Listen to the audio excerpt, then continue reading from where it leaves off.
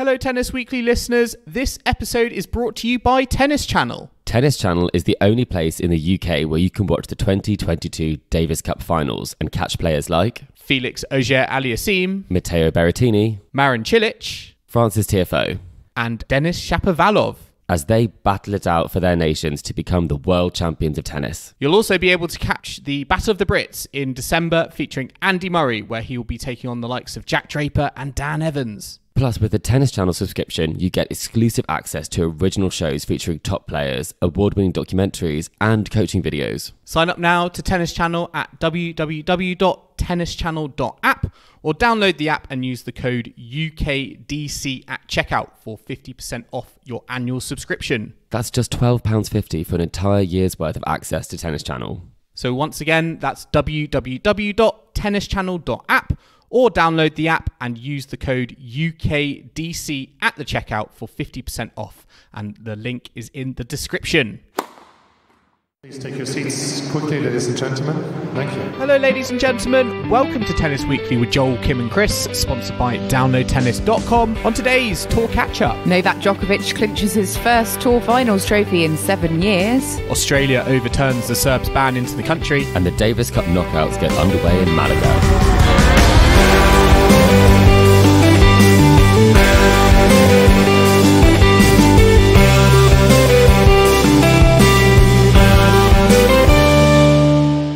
Kim, Chris, today is the 21st of November and we are here to catch up on the week in tennis at Tennis Weekly HQ.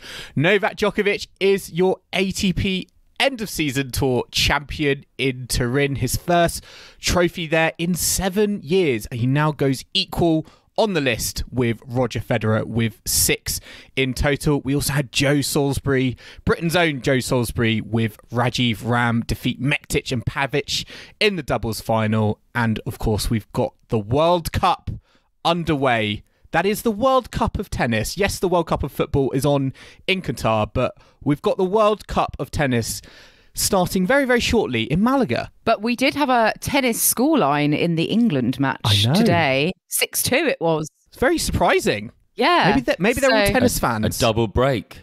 A double break. Yeah, England won by a double break over Iran. It's quite exciting. You know, as one sort of tennis season comes to a close, we at least have another major sporting event to get into, although it does feel a bit weird that that's taking place in November. I find it weird that there's 2 World Cups going on at the same time in different sports. I mean, I'm glad that you're considering the Davis Cup in Malaga. Hey, I'm following level. through with that branding. That branding and marketing is really having an impact on me. So I'm happy to call it the World Cup of tennis. I'm sure Gerard Piqué would be delighted that you are. But yes, we do have that coming up.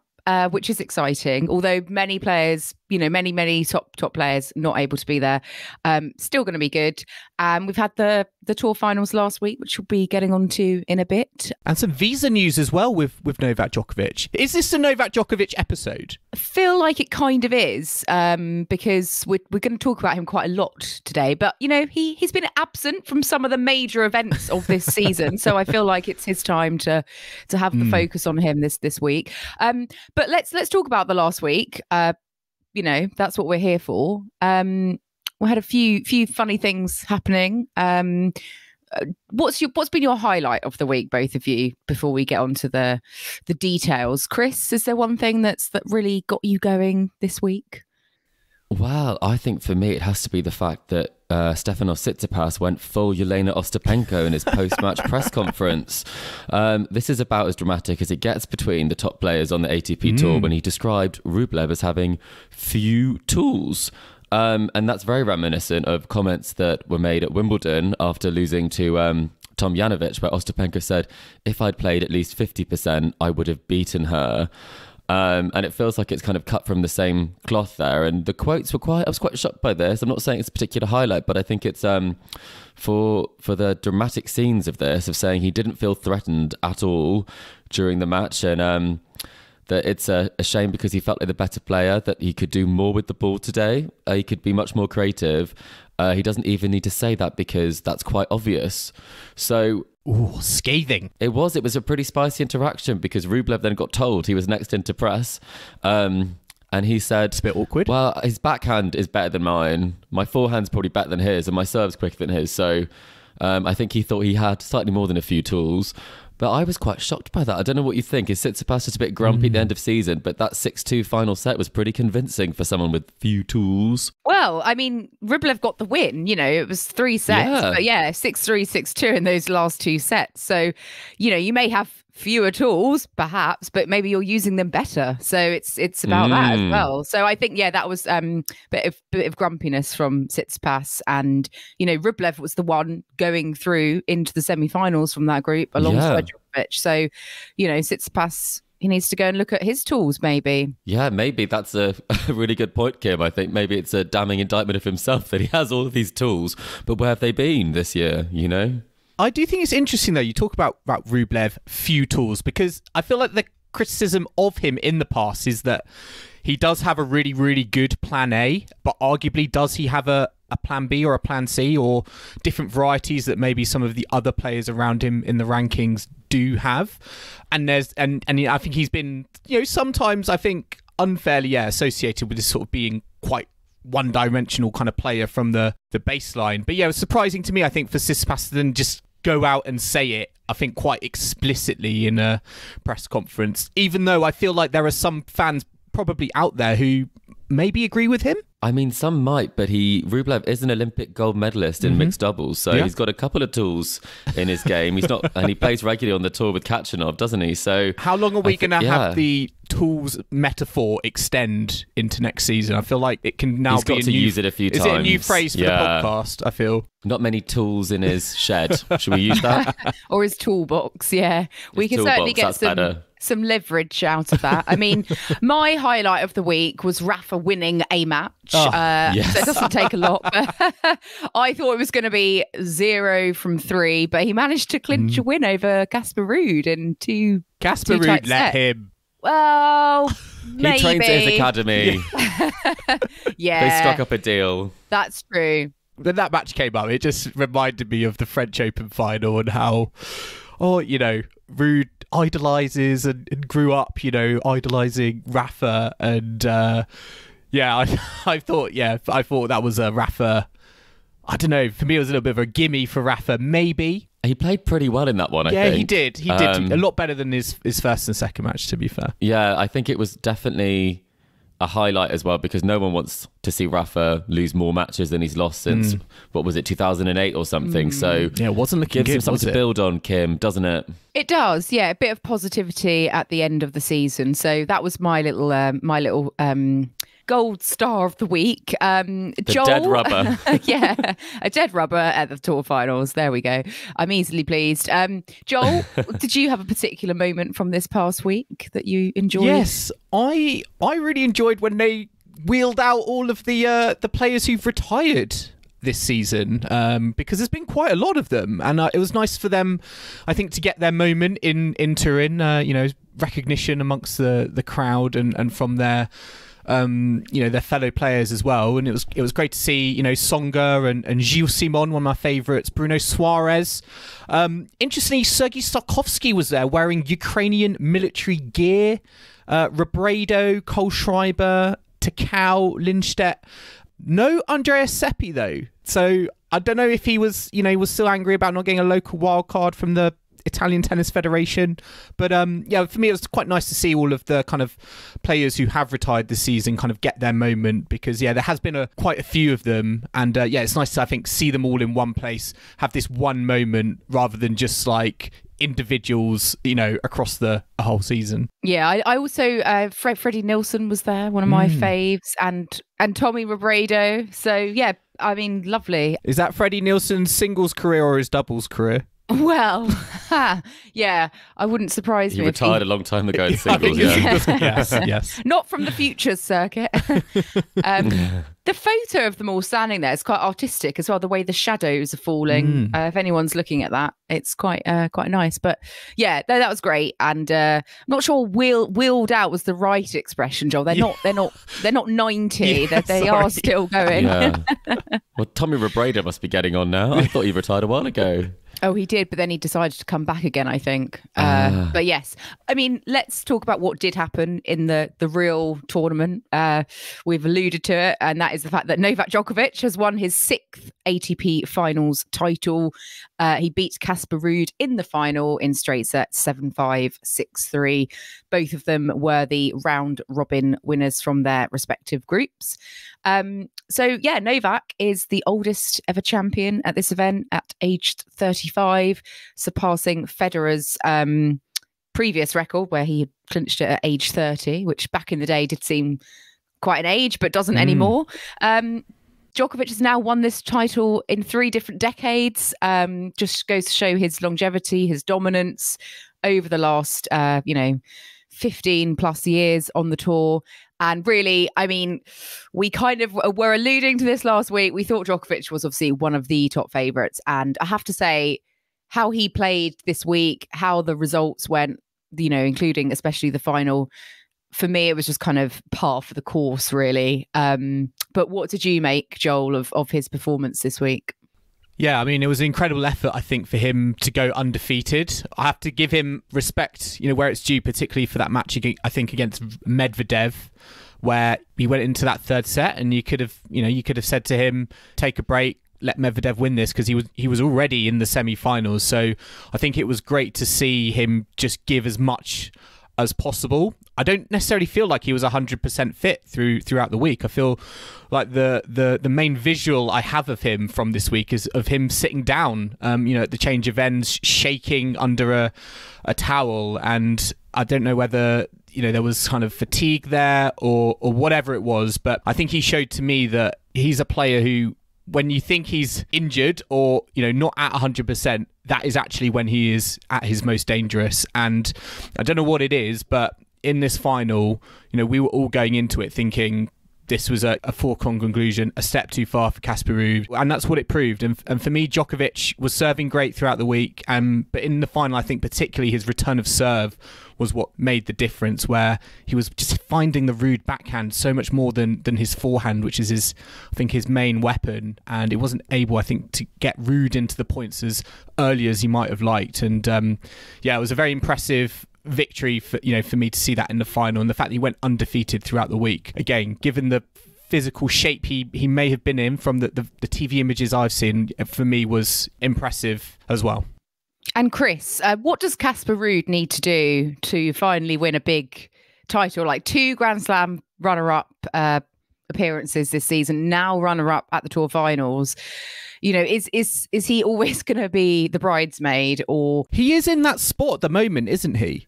He is, which I feel like, what does he need to do to get to that next level? Yeah, I think he's definitely on the right path. I think if you look at his game throughout the year, you've seen how much he's improved certain aspects of it, and he's talked about that throughout the season. I mean, his backhand, he's changed actually how he sets up with his feet for that backhand. He's able to do much more with it. He's also able to be much more aggressive with the forehand, and he's serving pretty well. So I think it's a case where this one feels a bit different from the other finals that he's had this year, because Djokovic was just a cut above. It was someone who's been, I've never seen Djokovic serve this well ever.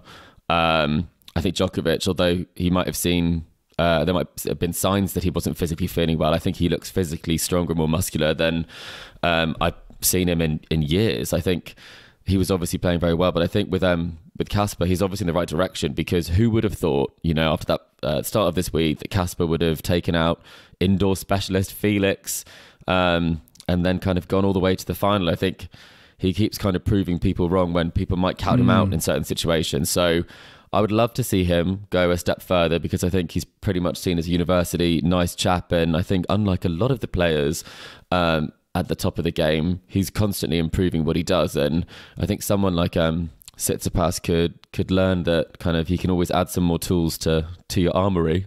Yeah, I think Casper Ruud is one of the most respectful and pleasant characters on the tour, and he's got a great work ethic, which I think has obviously shown in his development. Is he too nice though? I feel like he Rafa, could be yes. he could be in the Roger Rafa, mold of great sportsmanship on court. But do you think he lacks an edge to him? Killer instinct. It means that, I'm still going into these matchups. I'm thinking about that French Open final. I'm thinking about this final as well, where he almost has too much respect for these greats of the game, and as a result, it just sort of ends in a meek kind of defeat for him. Do you think he needs to add a little bit more of an edge that we've seen maybe from this week from like a Tsitsipas in the press conference room? I think people don't realise how dangerous his game is. I definitely didn't realise how much he can do off both sides, especially the backhand. So I think it comes from results like the way that he was able to dismantle Rublev, 6-2, 6-4, after Rublev got one of his breakthrough wins. To get to a semi-final of a tournament this big is probably one of his biggest semi-finals he's ever played. So I think that's something that sends out a clear message. I do think he probably is a touch on the nice side. I saw one of those passing the phone too, where they got everyone in the ATP finals to do that. And everyone made a joke. I think Djokovic made fun of Medvedev, all of this. And then I know Rublev called Medvedev the octopus, passed the phone to the octopus. And then Casper said, for Nadal, passing the phone to someone who's always been my idol. He's such an inspiration. It's like, Casper, you didn't get the memo. But having seen that, it does make sense as to why he was able to lose to Nadal, but then, come through the rest of them. It to me looks like on the TV, I see, his box, his team, all the brands, all the sponsorship on him as well. It to me feels like he's the most they're trying to make him like the most media brand friendly person possible, and as a result of that, they wanted to court absolutely zero controversies, and that's maybe for me is what's leading to this sort of image of him that I'm not necessarily saying is a bad thing, but for me, in terms of performance and looking to make that step up, maybe it's something that needs to be addressed when he does need to get a bit more scrappy, down and dirty, whatever it is. He needs to maybe think about how he achieves that. But then I think about it, if we ask him, has Rafa been in a scandal? Never, not to my knowledge. I think he's following, apart from blooming French media making up stories and that sort of thing. Yes. But I feel like he's following the Rafa mold a little bit. He is his idol. The Kyrgios mold. Yeah, I mean, if you're going to be like a bit vanilla rather than a bit spicy, what are you going to choose? I mean, what is going to be better for your career long term? Yep. If you're choosing what sort of mold to follow. Yet we are kind of maybe critiquing him for that. We're trying to build the perfect player, guys. But no, I think it's a fair comment from both sides. I mean, let's talk a bit about Daniil Medvedev, who did have a bit of a shocker, lost all of his matches, all in a last set tie break. Going into, well, obviously it's the end of the season now, but going into like Australia at the start of the coming season, he's had really good success in Australia at the last kind of two renditions. Where do you think his game and his head are at? Losing those matches so narrowly, really, not having a great week as a result. What did you both make of him this week? Because I know we were sort of picking him as maybe being one of the ones to watch. Didn't quite come to fruition, but it could have done, especially that match against Tsitsipas. That was quite a humdinger, wasn't it, Chris? What did you make of that one in particular? Yeah, I think he seems like he had a bit of a maybe week, and if you watch some of the matches, he's had a maybe season, I think. He has, that's true actually. He has dipped in and dipped out of concentration in these matches, and I think we're so used to Medvedev being such a good retriever and such a good counterpuncher, and it just felt like I was watching him and I did not feel like he was as secure in his game as he normally is. He normally makes you work so hard to win points, and I remember obviously watching the final when he played against Nadal in the US Open final, I think it was a number of years ago, but that was something where he almost just couldn't be stopped. He came back from 2 sets down, pushed it to the 5th set, and I just felt like he looked like he could be beaten this week, and I think players were able to take quite a lot of encouragement from that, because he wasn't doing everything as well as he normally does, and he wasn't thinking as rationally as I think he normally does on the court. Like some of the shot that he saved match point in that match, it was a jump smash he did from behind the court, and although that's not a percentage play, it did win the point, but it's not it's not the Medvedev that we've seen in previous years. So moving into next year, it'll be interesting to see how he'll perform. Obviously, we know he's got the game, but it seems like it's between the ears in terms of this performance, and he definitely should have walked away with at least one, probably 2 wins. And Joel, what do you make on the Medvedev front? Do you think if he gets his head back in the right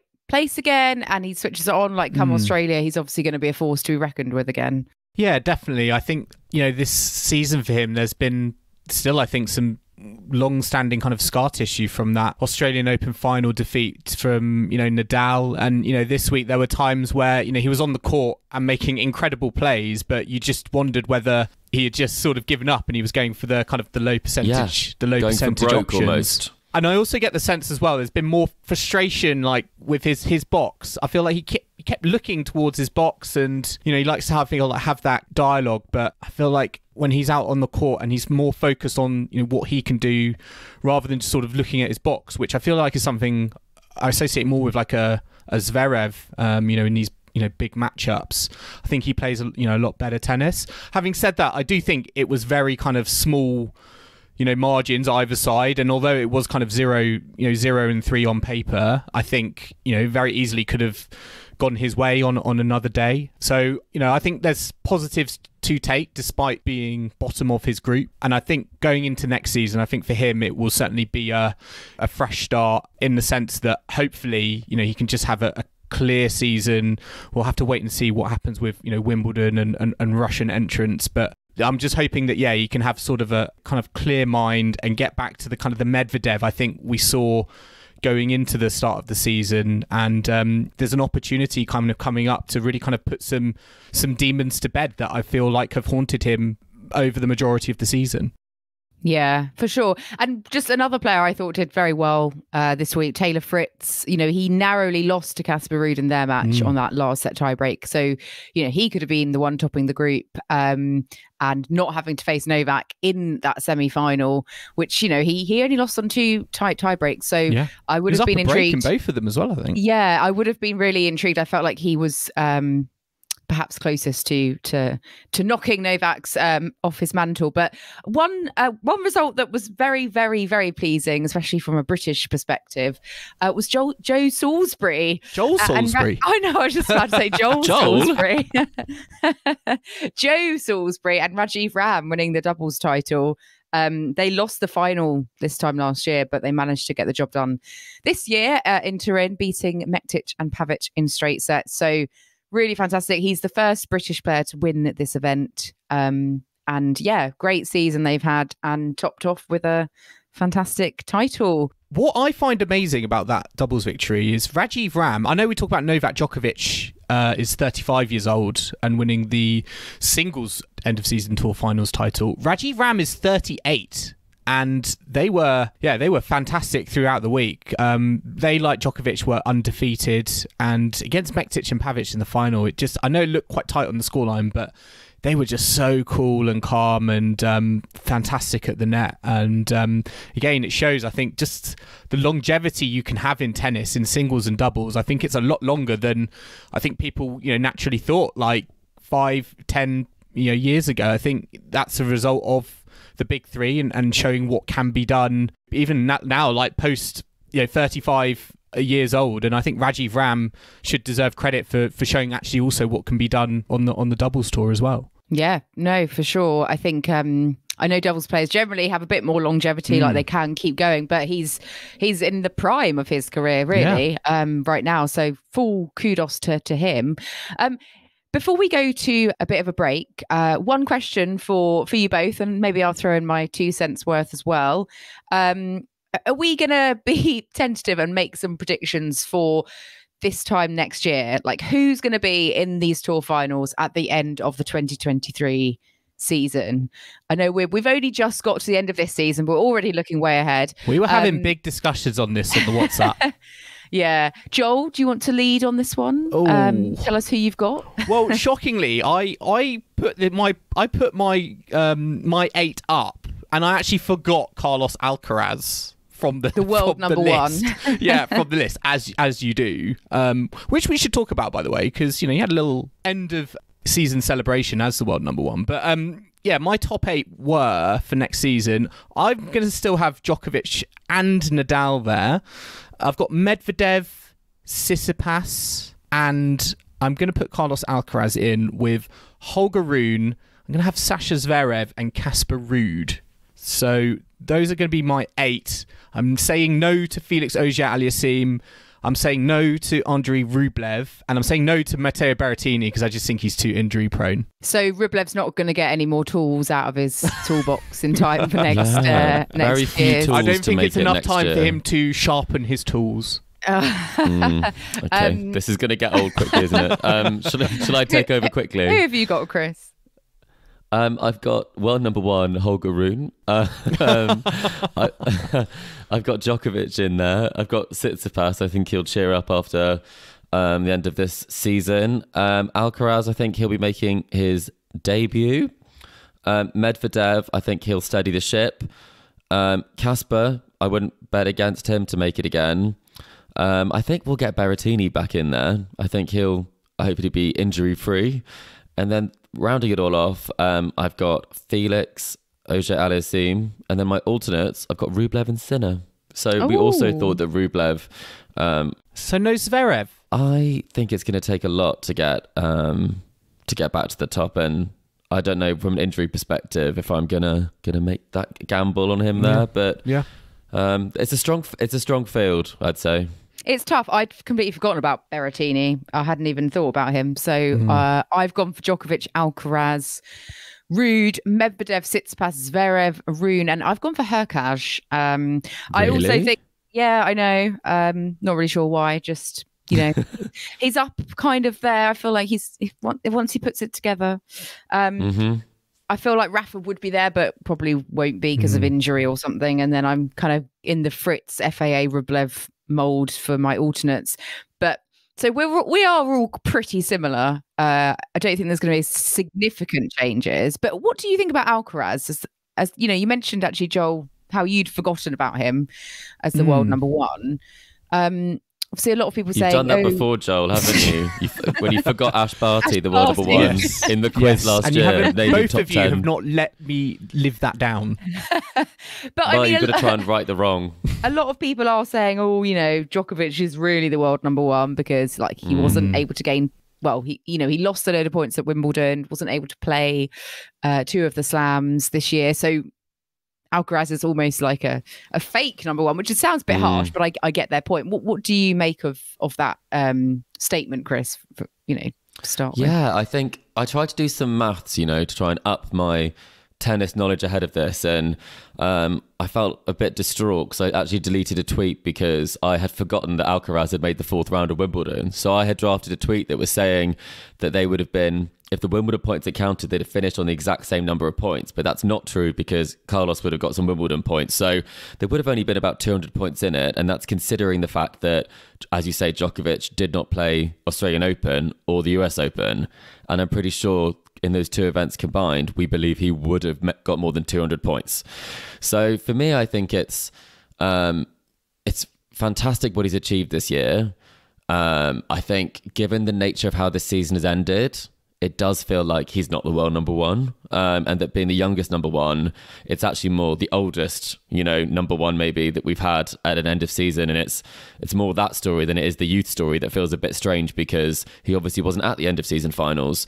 So I do think it is quite weird the fuss that's being made about it because it is incredible having the breakthrough Grand Slam, but when everyone knows and everyone is predicting who's going to win next year tournaments, Djokovic is the favourite in every single respect. So number 2, definitely. Number 1, I don't really feel like he is. Do you think there will still be pressure on him in that sense that, we're going into the Australian Open, Novak Djokovic is going to be there. He's not going to be, the number 1 seed. Is there, is that almost a good thing for Alcaraz, that the pressure and the expectation is going to be back on Novak Djokovic now that he will be back at the Australian Open, whereas Carlos Alcaraz, yes, he's world number 1, but actually spotlight arguably not necessarily on him, given he's had a little bit of a injury, he's not been at the tour finals. It'll be very interesting to see how he starts next season because we've not seen him on a court for a while. Yeah, I don't think that Djokovic, I think it's Djokovic versus himself, and I don't think Djokovic feels the pressure. So in answer to that, I don't think he does. I think if he felt the pressure, he probably would have eased off in that Medvedev match, but instead it was almost like he was trying to prove to everyone that he could be put in any situation and he's still going to come out with every single win this week. So The Alcaraz question, it's very hard to back up a slam year. Obviously, Iga won the French, and then she did move up the rankings to be kind of a top tenor who did make the end of season finals.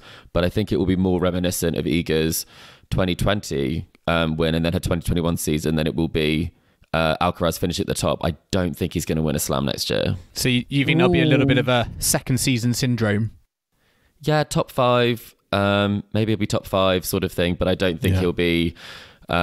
it's very hard to back up the slam, and even other players who've broken through very young, it's been tricky too. I mean, don't worry, Emma Raducanu's going to win one next year, so it's fine. But she'll prove the theory right. Let's see where we fare with those predictions. But let's take a very quick ad break now. But do join us in the second half, where we'll be talking about Novak Djokovic looking set to play the Australian Open next season, the rise of paddle tennis, and also the start of the Davis Cup knockout draws in Malaga. So do not go anywhere.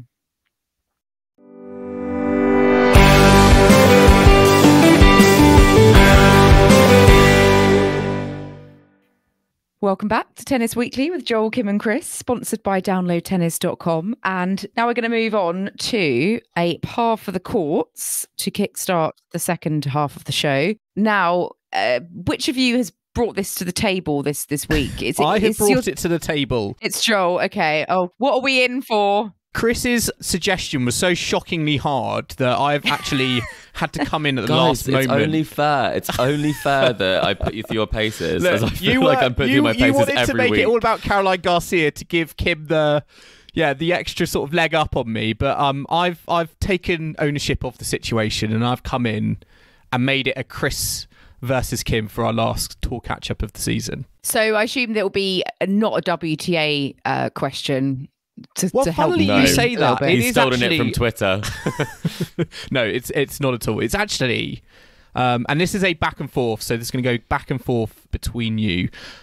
It's actually to do with ATP players, and I found this on social media the other day. It is the list of 30 players who have defeated each member of the big three at least once in their career. Ooh. So there's 30 in total. Some players are currently 30 active. people. Some currently active. That's an awful lot. I know. There's some currently active. There's some that are currently retired. And someone may have achieved it very, very recently. So there's 30 in total. So there's quite a few names that you can give me. So I'm expecting a little bit of back and forth here. So who would like to start off? Oh, this is tough. Okay. Right. I'm happy to go first, Chris, if Please do the honours, if Kim. that's okay. Right. Okay, Kim. So, First answer. David Nalbandian. Correct. Yes. Oh, wow. I mean, Straight that in was with rogue Nalbandian. to begin with. I thought there were a lot more obvious answers He than comes that, up a but lot okay. in these, doesn't he? He won the ATP season finals. I think we had him recently. I'm going to go for Murray. Correct. Oh, I forgot about Yes. him. Stan Wawrinka. Very good. Yes, on the list. Tsitsipas. Felix Auger-Aliassime. Very good. He is the most recent addition to the list. So FAA, correct answer. Ooh, that's a very good one because he beat him over in Germany on the grass or something, I think. Yeah, Haller, I think. Oh, yes. I remember that match. I'm going to go Nishikori. Correct answer. Nishikori Oh, my is on the goodness. list. Yes. Oh, Nick Kyrgios. Very good, Kim. Nick Kyrgios is on the list. Yes. We've got to say Dominic Thiem, haven't we? Oh, yeah. Oh. Go rogue, Kim. Come on. Kim Please. I feel Kim is struggling. Well, I go quite far back or... Oh, Zverev? Is he beating Correct. Federer? Yes. Okay. Zverev on the list. Yep. Still a few current players, but yeah, there's still quite a few other players as well. Have we said oh god, now you said Kim struggling, now I'm the one struggling. I am going to say, has Thomas Burdick done it? He was on my mind. Thomas Burdick is a correct answer. Yes. Woo! Oh, thank goodness. I've got someone, but I'm just debating whether they. I know they've beaten 2 of them, I think, but Getting into tense territory, I hear. I think a wrong answer could be around the corner. oh gosh, I don't know whether to say that person. Marat Safin. Oh, that could be a bit rogue. I don't think he's beaten Rafa. Marat Safin, Kim. It's a wrong answer. Oh, Chris takes the point. Marat Safin not on the list. Gordon Not on Bennett. the Why? list. Oh, I don't think he's beaten Rafa, has he? I think that's the one I was sceptical I about. can definitely remember him beating Federer, and I'm going to assume he beat Djokovic. Yeah, he beat Djokovic at Wimbledon in 2008. Oh, yeah. That was a good one. I'm not going to lie, Kim, there are still plenty of names on the list. Are either of you two any other guesses? Songa? Yeah, I was thinking about him. Yeah, Songa on the list. Cilic, Dimitrov. Yeah, Dimitrov, Cilic, that's a good Dimitrov, one. Baby Fed, yeah. Alcaraz? No, not Alcaraz. No, Alcaraz not on the list, actually. No. I don't think he's played Federer, has he? Davydenko? Yes, very good. Were a lot of players Give from us the list. that Give era us the when I'm list, assuming. Joel. Okay, so you could have had Murray, Thiem, Wawrinka, Del Potro, Cilic, Tsitsipas, Zverev, Rublev, Kyrgios, Dimitrov, Nishikori, David Goffin, Joe Wilfried Tsonga, John Isner, Gilles Simon, Thomas Berdych, Roddick, Ferrero, Mario Ancic, Ivan Lubicic, Jurgen Meltzer, Nikolai Davydenko, Fernando Gonzalez, Nalbandian, Kim, one of your probably least favourite players, Robin Soderling. Oh. You're going to be saying Lucas Rossor is on the list next. No, I don't think Lucas Rossol just about misses. Well, everyone the cut, else is on the list by the looks of things. Hewitt, Arnaud Clement, Xavier Malisse with the ponytail, Julien Beneteau, and Felix Auger-Aliassime. Wow, Kim, when it comes to this, avoid the Russians. It was Anna Shakhtartadze last time, wasn't it? Oh, why do I go for these niche players? I mean, not that Safin is niche, He won but some slams. oh, yeah, exactly, right? I was trying to think of the moment. Who's crossing like the eras. Oh well, we live and learn. That was a really good thought provoking. That was a tricky one though, because you think the players have and they haven't. I wonder how our listeners got on. Let us know how you did, because I'm sure many of our listeners will have got a lot more than maybe we both actually could have managed. But it's about did anyone getting else the have win. merits have it? Let us know. But yeah, Chris, well done. Yeah, thanks. So take that away from me. Yeah. Let's move on quickly to the mailbag. Well, we've got a really good question from James on email about paddle tennis. So James said that on the 4th of November, there was an article in the sports pages of the Times headed, "I've seen the future of tennis for the masses." It's called Padel. So James is asking if any of us, I think, have played Padel, and do we think it's any sort of threat to the mainstream game of tennis? Joel, I think you've played Padel, is that right? Yes, I have. I had a few friends sort of talk to me about it, got excited about it, and they were like, "Oh, you do a tennis podcast? Why don't you come play paddle and see what it's about?" And I went and had a hit with a small racket in a cage. That's how you play the game for our listeners, in case you haven't played. In a cage. yeah. It is like a cage, but I was not very good. It was quite an interesting concept. I enjoyed it. I don't see it as a threat. I think to tennis. If actually anything, I see it more as a compliment in terms of expanding the game and racket sports in general. If I did see it as a threat, I'd actually argue it's more of a competitor to something like squash, where it's more on a closed court.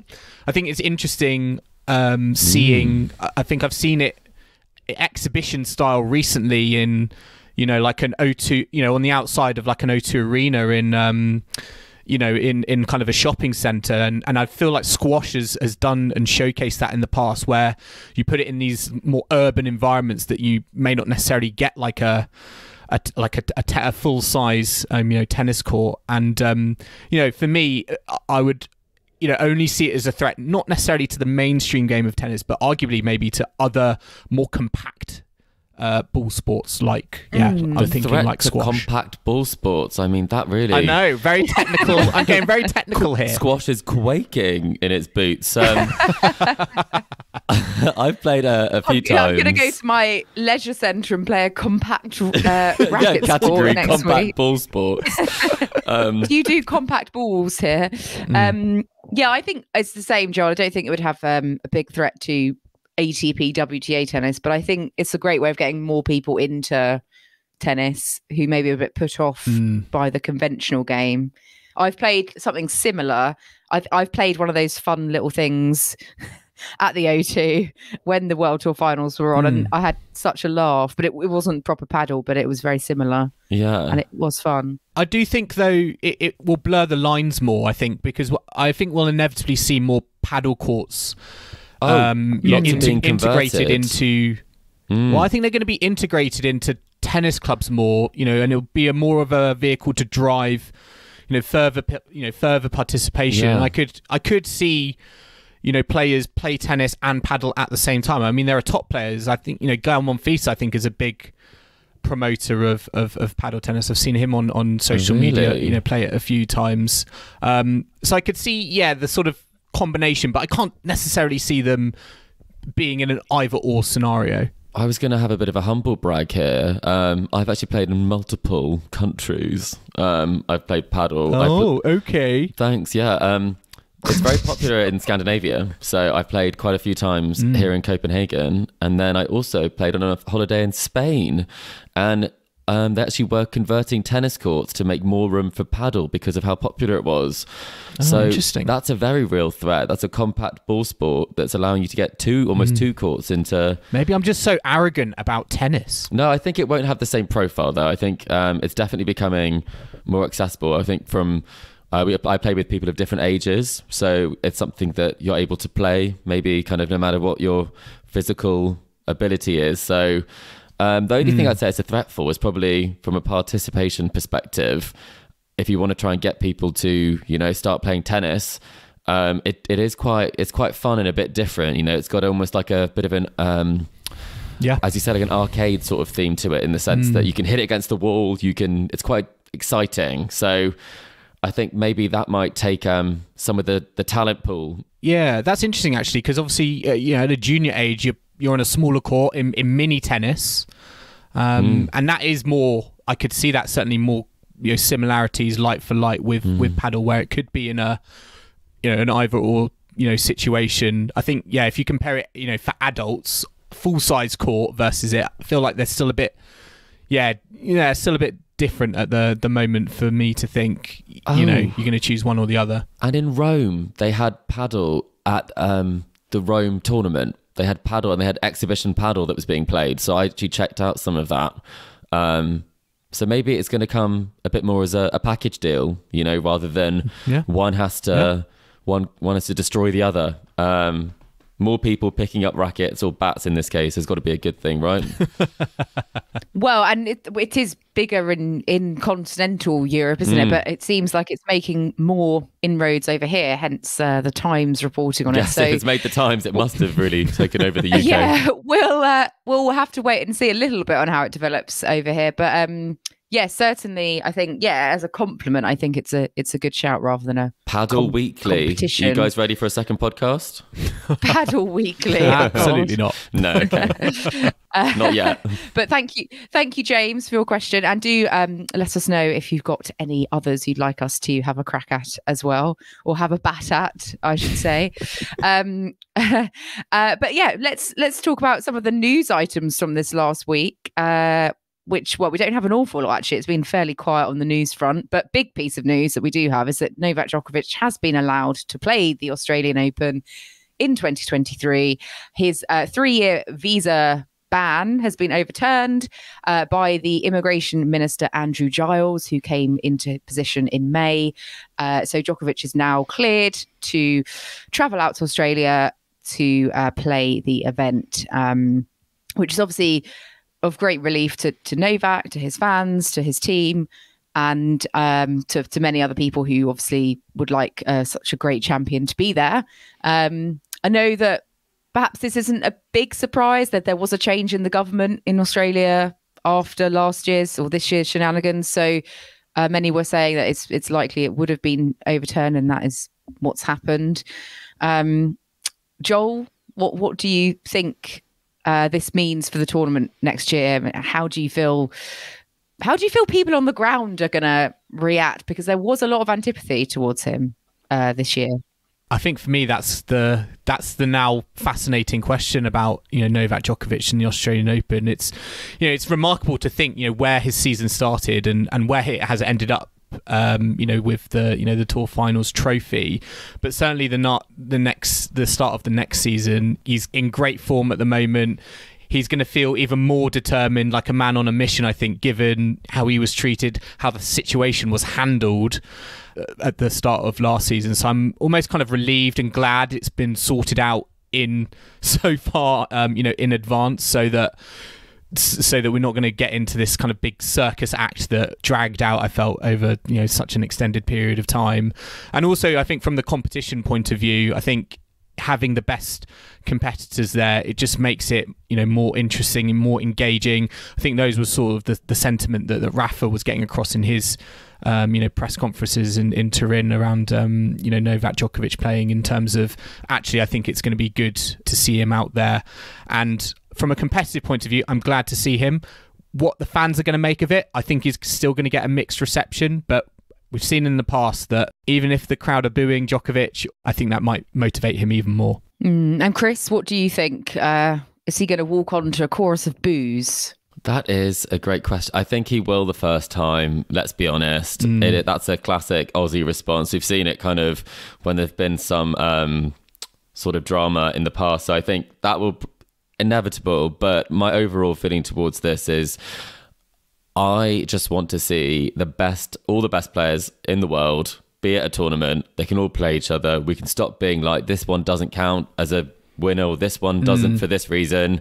And I think we saw in Paris just how much fun it is when you get some of those quarterfinal matchups that we've kind of been robbed for a bit, because the seedings have been a bit warped at times because of different decisions, whether it's Wimbledon, whether it's vaccination related, whether it's people not wanting to travel, all the way back to teams US Open triumph. So for me, it's just about getting all the best players playing. And I think we're at a point, especially after Djokovic has just displayed that he is a cut above the rest, where if he's not there, it's not really a Grand Slam. Because no one's beaten, no one's beaten him. Obviously, he has been beaten in a Grand Slam this year, but he's definitely on a run where he's the person to beat at a Grand Slam, is what I would say. Yeah, and I think he will still be the person to beat, regardless of what happened this year out in Australia. What do you think, Kim, as a Rafa fan? Rafa, obviously the defending singles champion. Yeah, are you like for a job on the immigration annoyed? board in Australia? Secretly annoyed? Yeah, I'm gonna. Right. No, in all seriousness, we'll have to see how Rafa is physically and all the rest of it. But Djokovic, he's won this event so many times, and he is at home on those courts like there's no tomorrow. So for me, if he's there, it's hard to go against him as the overall champion, unless something crops up, or the crowd are perhaps less than receptive, and that influences things. But you're pleased to see him there. If he's there. Am I pleased to see him there? What would you say? Well, as a Rafa fan, I'd probably rather Djokovic wasn't there, because then obviously it's likely, he's likely to win and get more Grand Slams in the race. He's gonna surpass Rafa's total, and I kind of know that will happen anyway. So I'm kind of let's delay it whilst we can. But you know, I don't have any control over whether he's allowed to play or enter a country. So if he's there, he's there. And if you want to win, you're probably going to have to beat him to do it. So it's full credit to him if he does play and does win. So you know, that's the way it is. It's where it is, really. But yeah, we'll see. But I just hope we avoid that scandal and spectacle that happened, because that was just ridiculous in hindsight, wasn't it? Let's quickly look at what's happening this week on the tour. We've just got one final event, which is the Davis Cup, kind of final 8 out in Malaga. So we've got that getting underway tomorrow with Australia against the Netherlands. Croatia and Spain follow on Wednesday. And then we've got Germany, Canada and Italy, USA on Thursday, culminating eventually in the final on Sunday, 27th of November, with the champions being crowned. So there's no round robin. It's just knockout stages, starting with those kind of 4 quarterfinals. What are we thinking? Who are we predicting? Who's going to win the Davis Cup 2022? Joel, do you want to have a stab at it first? That's an interesting question, because there's not actually, dare I say, there's not actually many top players playing this event, and I might go with Canada. I know they won the ATP Cup. I think Felix Auger-Aliassime and Denis Shapovalov will be there. Got Pospisil, Danny Nestor as well in reserve for the doubles. So I'm thinking maybe Canada, given if FAA is fit and he wants to play. I think, you know, they could be a team that maybe even could just, you know, rely on their singles players to potentially get ties done and move on. I think we saw that in the ATP Cup, and you know, I have no reason to bet against them potentially doing at the Davis Cup in Malaga. Yeah, I think that's a fair prediction. Chris, who are you gunning for? I mean, I obviously, it's undeniable that's a strong team, and we talked about that one before. I'll go for a slightly less predictable answer than Joel there.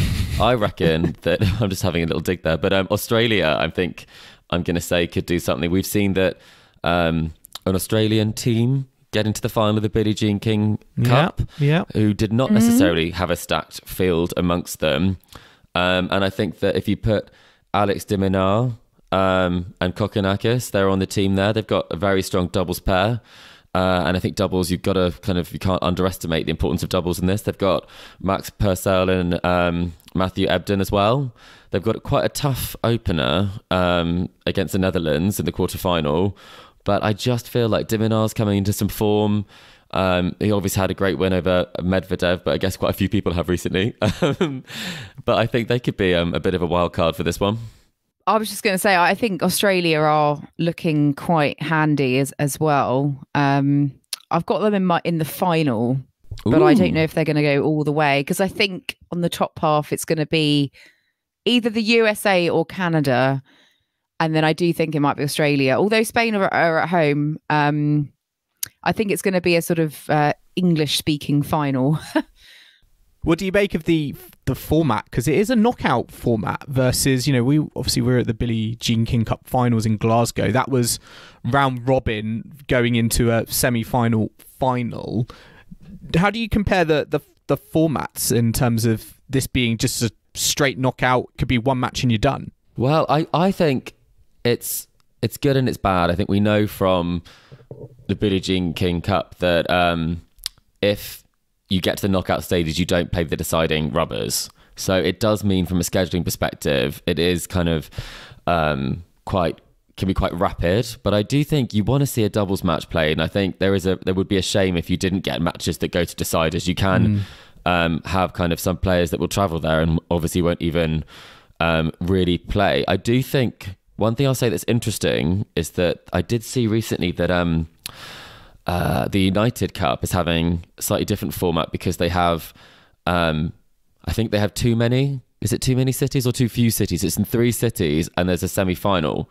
So what they're doing is they're having obviously the round robin, and then the best results of a second place in a group can go through. So that kind of means that every single rubber's to play for. So that's quite a unique way of doing it, because I do think, as you said, that this format, in a shorter format as well, doesn't necessarily lend itself to the Magic Davis Cup sort of moments that you get from the doubles. But that's just my take. It's not very World Cup of tennis, is it, without a group stage? And it's just like thinking about like for like with the football, and the fact at the moment we've got the round robin going on. Yeah, I quite like the knockout format, because I think the round robin, I think knockout, it's more intense right from the start, and I think that's potentially needed in this one the intensity, to liven it up a bit. Yeah. Especially because this is falling right at the end of the season, and it feels like kind of a last. They don't want to play three rubbers, do they? Thankful. No. Yeah, it's a bit. It's like an additional add-on, and I think the timing isn't really great. But I don't know. I think it's better than a round robin, actually. But yeah, we'll see who comes through in the end. But next week we have something slightly different, don't we, guys? Because we have the return of the Tennis Weekly quiz. Woo! Here we go. The Tennis Weekly 2022. I do that every week, surely, Joel. We do it every week on here.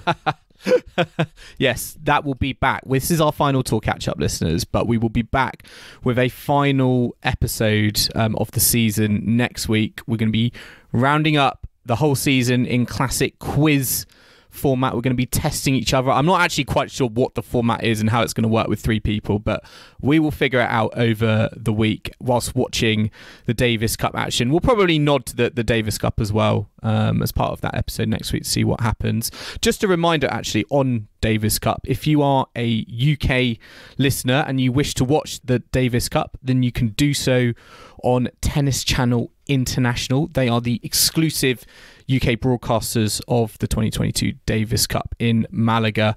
So if you want to watch the Davis Cup on Tennis Channel International, make sure to use the code UKDC at the checkout to get 50% off an annual subscription. And with that subscription, you also get to watch the Battle of the Brits.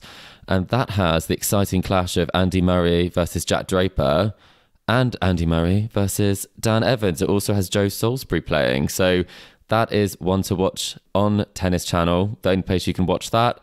And that is in December. That's a bit of Christmas festive viewing just after the World Cup's finished on the 21st and 22nd of December.